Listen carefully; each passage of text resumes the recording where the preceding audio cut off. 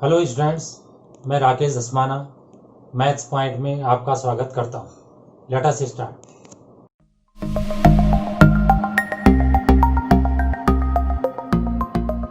JEE advance 2019 math solution के अंतर्गत इस क्वेश्चन को ट्राई करते हैं। Let F X is equal to sine pi X upon X square, X is positive. Let x1 x2 x3 up to xn is ascending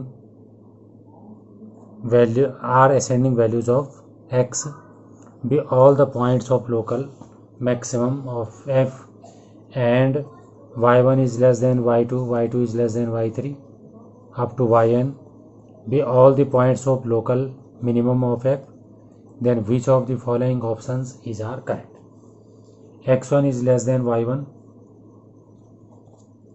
xn plus 1 minus xn is greater than 2, xn belongs to 2n and 2n plus half for every n, mod xn minus yn is greater than 1 for every n।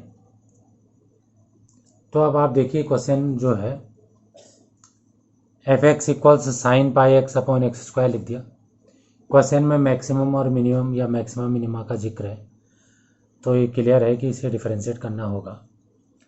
तो ये हो गया denominator differentiation of numerator, sine pi x का cos pi x into pi minus numerator into differentiation of denominator x square का 2x upon denominator square. अब इसमें जो है 2x cos pi x common ले लिया, तो इसमें बचा पाई एक्स और अपॉन 2, क्योंकि 2 यहाँ एक्स्ट्रा कॉमन लिया है और कॉस यहाँ था नहीं, कॉमन ले रखा, तो tan बन गया, tan पाई एक्स बन गया। ऐसा करने के पीछे ये उद्देश्य है कि यहाँ पर डिसीजन नहीं हो पा रहा, प्लस माइनस का डिसीजन नहीं हो पाएगा, मतलब हम इसमें फैक्टर करना चाह रहे। दूसरी बात यह है कि आप सोचोगे कि 2 तो कॉमन था ही नहीं, 2 कॉमन क्यों लिया? तो कोई बात नहीं, 2 नहीं भी लेंगे कॉमन तब भी इसमें कोई दिक्कत नहीं आएगी। दूसरी बात यह है कि कॉस क्यों लिया कॉमन? कॉस अगर कॉमन नहीं लेंगे तो दोनों ट्रिग्नोमेट्रिक रहेंगे और यहाँ लीनियर रहेगा, बहुत सारा हो जाएगा सॉल्व करने के लिए, इसलिए यहाँ पे लीनियर बनाने के लिए इसका फैक्टर ही कॉमन ले लिया कॉस। तो अभी लीनियर और ट्रिग्नोमेट्रिक को हम ग्राफ से सॉल्व करेंगे, इसलिए ऐसा करा गया है। एक बात और ध्यान देने की है कि कॉस पाई एक्स कॉमन लिया गया है, इसका मतलब इसके नीचे कॉस पाई एक्स लिखा गया है, तो जो नीचे है उसे 0 नहीं होना चाहिए, नहीं तो वो अनडिफाइंड हो जाएगा। तो इस बात का भी ध्यान रखना है। या हम ये कह सकते हैं कि ये tan जो है इन्फिनिटी हो जाएगा, तो इसको इन्फिनिटी नहीं करना, मतलब वहाँ पे एसिम्प्टोट होगा, एक्चुअल वैल्यू नहीं होगी। अब आप देखिए कि यहाँ पर ऐसा करने से तो ज़्यादा फ़ायदा नहीं है कि ये 0 कब होगा, क्या होगा। यहाँ पर हम फर्स्ट डेरिवेटिव की वो वाली प्रॉपर्टी यूज़ करेंगे कि जैसे मैक्सिमा होता है, तो मैक्सिमा में जिस पॉइंट पे मैक्सिमा है उस पॉइंट से पहले स्लोप जो है पॉजिटिव होता है और बाद में नेगेटिव होता है, और मिनिमा के केस में पहले स्लोप नेगेटिव होता है और बाद में स्लोप पॉजिटिव होता है। तो इस मेथड का हम इसमें यूज़ करेंगे। तो अब जो है आगे मुद्दे पे आ जाते हैं। तो सबसे पहले आप ये देखिए, अच्छा इसमें आप ये देख लीजिए कि हम x कॉमन लेके x की 3 पावर भी कर सकते हैं, एक x काट भी सकते हैं, इससे कोई फ़र्क नहीं पड़ने वाला। फ़र्क इसलिए नहीं पड़ने वाला कि x पॉजिटिव है, x नीचे 3 पावर हो चाहे 4 पावर हो या 1 पावर हो, इससे कोई फ़र्क नहीं पड़ने वाला। प्लस माइनस का डिसीजन केवल कॉस पाई एक्स से आएगा और इस ब्रैकेट से आएगा। तो हम इसके बाद अपना पूरा ध्यान कॉस पाई एक्स और इस ब्रैकेट पे देंगे, बाकी इस कॉस को देखने की ज़रूरत नहीं है, सिंस कॉस इज पॉजिटिव, तो उससे रोल प्ले नहीं हो रहा कुछ नहीं, प्लस माइनस। तो अब आप देखिए, सबसे पहले कॉस पाई एक्स के बारे में मैंने सोचा, तो कॉस पाई एक्स कब 0 होगा? तो जब जो पाई एक्स है पाई एक्स जब 90 होगा, कॉस जब 90 होता है तो तब 0 होता है, तो पाई से पाई कट गया तो 1/2। तो ये 1/2 कहाँ से आया उसे आप समझ गए होंगे। कॉस π/2 ने कॉस 3π/2 भी 0 होता है, तो यहाँ पे 3π/2 रख लो तो पाई से पाई कट गया, तो 3π/2 हमें एक पॉइंट और मिल गया। कॉस 5π/2 भी 0 होता है, ऑड मल्टीपल ऑफ π/2 आपको ध्यान आ रहा होगा। तो चूंकि इसमें पाई पहले से है तो केवल 5/2 बचा। तो ये जो 3 पॉइंट ग्राफ में आपको दिख रहे हैं ये वो हैं जहाँ पे कॉस πx 0 हो गया। ये कॉस का मैंने रफ डायग्राम बना रखा है, ये डॉटेड लाइन है। इसमें आप इसके मैग्नीट्यूड पे ध्यान नहीं देंगे, इसकी ऊंचाई कितनी है, कम है, ज़्यादा है, उस पर ध्यान नहीं देना है, क्योंकि इसके केवल प्लस माइनस पे ध्यान देना है। वो मैंने केवल जनरल आइडिया के लिए बना रखा है जिससे समझ में आ जाए। तो इस पर यह ध्यान नहीं देना कि इतना ऊंचा हो गया, tan तो ज़्यादा होगा, कॉस इतना ज़्यादा कैसे हो गया, कॉस तो 1 से बड़ा नहीं होता, उस पर मत जाइए, आप प्लस माइनस पे जाइए। अब आ जाइए आप इस ब्रैकेट में। ये जो ब्रैकेट वाला है वो कब 0 होगा, तो ब्रैकेट वाला तब 0 होगा जब πx/2 - tan πx 0 होगा। इसका मतलब tan πx जो है πx/2 होगा। तो वो लाइन ये लिखी गई है। फर्स्ट वाले के तो पॉइंट में निकाल चुका हूँ, यहाँ तक 1/2, 3/2, 5/2 सब आ चुका है, वो पॉइंट तो आ चुके हैं। आप देखिए tan πx जो है πx/2 पे हमें विचार करना है। तो इसका ग्राफ हम देखेंगे फिर से। tan πx पे आ जाइए, tan ऑफ πx। तो आप ये देखिए कि अगर x को 0 रख देंगे तो tan 0 क्या आएगा, 0। तो ये पॉइंट आ गया, लेकिन ये पॉइंट होगा ही नहीं। क्यों नहीं होगा, क्योंकि x पॉजिटिव है। तो इस पॉइंट को मत सोचिए, ये ऐसे ही दिखा रखा। अब जो है tan पाई भी 0 होता है, पाई तब आएगा जब x 1 होगा। तो आप देख रहे होंगे ये वाला पॉइंट आ गया, एक पॉइंट हमें ये प्राप्त हो गया। अब ऐसे जो है tan 2π में भी 0 होता है, तो अगर x 2 होगा तो तब भी आएगा। तो ये पॉइंट हमें मिल गया। तो आप देख रहे होंगे ये 1 से क्यों गया, ये 2 से क्यों गया, ये बात मैंने क्लियर कर दी है। अब आप ये देखिए कि tan इन्फिनिटी कब होता है, तो tan इन्फिनिटी होता है 90 पे, π/2 पे। तो x जब 1/2 होगा उस समय वो इन्फिनिटी होगा। तो ये देखो 1/2 पे इन्फिनिटी हो रहा है, इसका मतलब ये इसका एसिम्प्टोट है। ऐसे 3π/2 पे भी होगा और ऐसे 5π/2 पे भी tan इन्फिनिटी होगा। तो वो सब जो है एसिम्प्टोट का काम कर रहे हैं। ऐसे माइनस में भी होंगे, -5/2 पे, और इस तरीके से आप समझ लीजिए। तो ये इसके ग्राफ बन गए। अब जो है बचा ये πx/2। πx/2 एक स्ट्रेट लाइन है।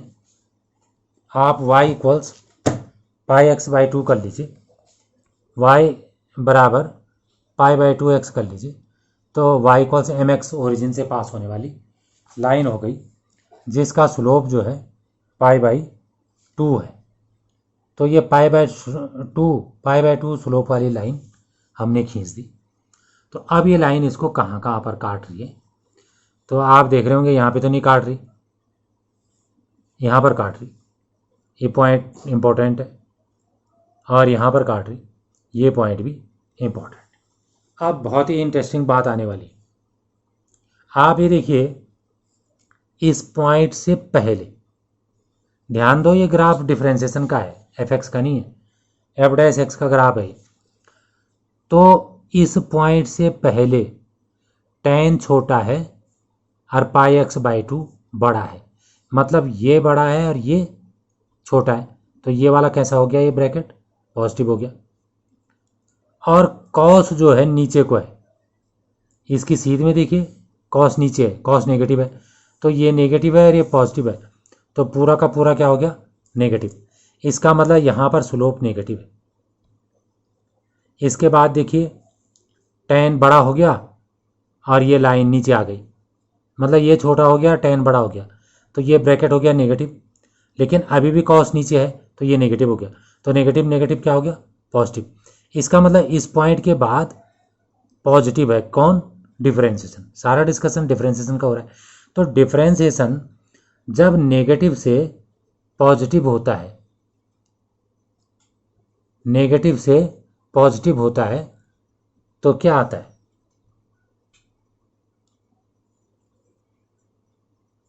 फिर से देखिए, मैक्सिमा, लेट इतना be all points local maximum, minima, ठीक आ गया, मिनिमा है, मिनिमा आ गया यहाँ पे, नेगेटिव से पॉजिटिव हो रहा है तो मिनिमा आ गया, तो y1 हमें एक पॉइंट मिनिमा का मिल गया। अब आप इस पॉइंट पे देखिए, इस पॉइंट में पाई x/2 बड़ा है और tan छोटा है और कॉस भी ऊपर है, पॉजिटिव है, तो सब कुछ पॉजिटिव आ गया, तो डिफरेंशिएशन पॉजिटिव आ गया। और इसके बाद tan वाला बड़ा हो गया और ये छोटा हो गया तो ये नेगेटिव आ गया, जबकि कॉस इससे ऊपर है, ये डॉटेड लाइन, डॉटेड ग्राफ, तो इसका मतलब यहाँ पॉजिटिव आ गया। तो पॉजिटिव से नेगेटिव जब होता है वहाँ पे मैक्सिमा होता है। तो क्वेश्चन में लिखा है मैक्सिमा वाले को x लिखना है और मिनिमा वाले को y लिखना है, तो हमें x1 मिल गया यहाँ पे और y1 मिल गया यहाँ पे। तो अब आप देखिए फर्स्ट ऑप्शन में लिखा है कि x1 y1 से छोटा है, जबकि यहाँ देखो y1 से तो x1 बड़ा है, तो फर्स्ट ऑप्शन हमारा गलत हो। इसके बाद यहाँ तक बात हो गई है। अब आप ये देखो, इन दोनों के बीच की डिस्टेंस देखो, ये जो y1 है किसके नज़दीक है, 3/2 के, और x1 किसके नज़दीक है, 5/2 के। अगर ये दोनों 3/2 और 5/2 होते तो कितनी डिस्टेंस होती इन दोनों के बीच, 5/2 में से 3/2 घटाओ 2/2, 1 होती। तो इनकी डिस्टेंस 1 लग रही है, लेकिन जैसे जैसे हम इधर को जा रहे हैं तो ये दूरी घट रही है, यहाँ पर दूरी ज़्यादा है और यहाँ पर दूरी कम है।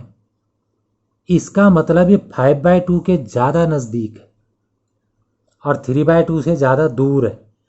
तो इसका मतलब x1 और y1 के बीच की दूरी 1 से ज़्यादा आएगी। तो ऐसे ही सभी के लिए होगा, तो ये हमारा फोर्थ ऑप्शन सही आ गया। अब एक और बात देखिए, अभी हमने बात करी कि x और y1 कॉन्जुगेटिव की दूरी 1 से ज़्यादा है, यही तो बात करी हमने। तो ये मैंने 2 बार लिख दिया, एक n+1 और n+1 वाले के लिए लिख दिया और एक n और n+1, एक n और n+1 वाले के लिए लिख दिया। अब इन दोनों को आप जोड़ दीजिए, तो इससे क्या होगा कि yn+1 कट जाएगा, तो बचेगा ये और ये माइनस का। इसका मतलब इनका गैप जो है वो 2 से बड़ा है, तो सेकंड ऑप्शन भी आपका सही आ गया। इसको आप ऐसे में भी समझ सकते हैं, सीधे सीधे इन दोनों के जब x और y के बीच 1 से ज़्यादा है तो 2x के बीच जो होगा 2 से ज़्यादा होगा। इस तरीके से बात क्लियर हो गई। अब अगले ऑप्शन में लिखा, एक ऑप्शन ऐसा भी है कि जो xn है वो 2n और 2n+1/2 के बीच है। तो इसको देखिए, पहला वाला x1 देखिए, पहला वाला x1 2 से बड़ा है, मैं यहाँ पे लिखता हूँ 2n और 2n+1/2 लिखता हूँ जो ऑप्शन में दे रहे हैं। n को आप 1 रखो तो कितना आ जाएगा, 2 आ जाएगा। इसमें भी 1 रखो तो कितना आ जाएगा, 5/2, तो सही आ गया। x1 2 से बड़ा है और 5/2 से छोटा है। ऐसे अगर हम और वैल्यूज़ भी लेंगे तो उनके लिए भी सही हो जाएगा। अब आप देखिए अगला क्वेश्चन। अगला क्वेश्चन बहुत ही आसान है और काफ़ी जल्दी हो जाएगा। The value of the integral 0 to π/2 3 times of root cos theta upon root cos theta plus root sine theta to the power 5 d theta equals. इसको देख के आपको 0 to a की याद आ गई होगी। 0 to a f(x) dx equal 0 to a - x dx।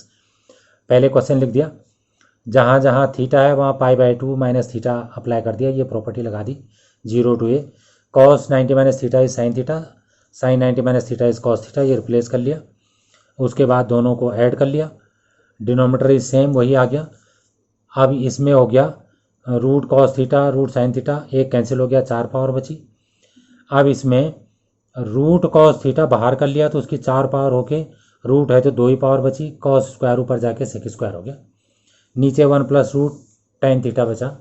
1 plus root tan theta को T मान लिया, इसको डिफ्रेंशिएट कर लिया एन एक्स की पावर n-1 से, और टेन का differentiation sec square theta by chain rule, और ये इसकी पावर -हाफ हो गई, नीचे जाके रूट हो गया।